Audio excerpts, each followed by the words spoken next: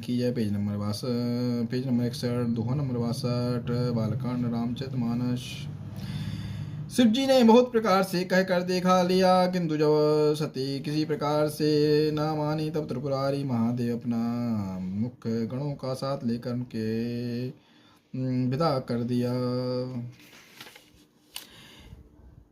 भवानी जब दक्ष के घर पहुंची, तब दक्ष के डर के सारे किसी ने उनके आवा भगत नहीं की। केवल एक माता भली आदर से मिली, बहनें बहुत मुस्कुराती हुई मिली। दक्ष ने तो उनको कुछ कुशल तक नहीं पूछी। सती को देखकर उल्टे उनके सारे अंग जल उठे। तब सती ने जाकर यज्ञ देखा तो वहां पर शिव जी का भाग दिखाई नहीं दिया। तब शिव जी ने कहा था वह उनकी समझ में आया। शिव जी स्वामी का अपमान समझकर सती का हृदय जल उठा। पिछला पति परित्याग का दुख उनके हृदय में उतना नहीं व्यापा था जितना महान दुख इस पति अपमान के कारण हुआ।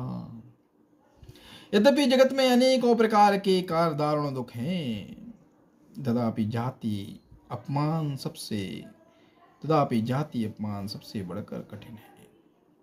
यह समझकर सती को बड़ा क्रोध हो आया। माता ने उन्हें बहुत प्रकार से समझाया बुझाया, परंतु उनकी शिव जी का अपमान सहा नहीं गया। उनके हृदय में कुछ भी प्रबोध नहीं हुआ। वह तो सारी सभा को हठपूर्वक डांट कर क्रोध भरे वचन बोली। सुनहु सभासद सकल मुनिंदा, कही सुनी जिन शंकर निंदा। हे सभासदों और सब मुनीश्वरों, सुनो, जिन लोगों ने यहाँ शिव जी की निंदा की या सुनी है, ये सब को उसका फल तुरंत ही मिलेगा। और मेरे पिता दक्ष भी भली भांति पछताएंगे। जहाँ संत शिव जी और लक्ष्मीपति विष्णु भगवान की निंदा सुनी जाए, वहाँ ऐसी मर्यादा है कि यदि अपना बस चले तो उस निंदा करने वाले की जीभ काट ले, और नहीं तो कान मूंद कर वहां से भाग जाएं।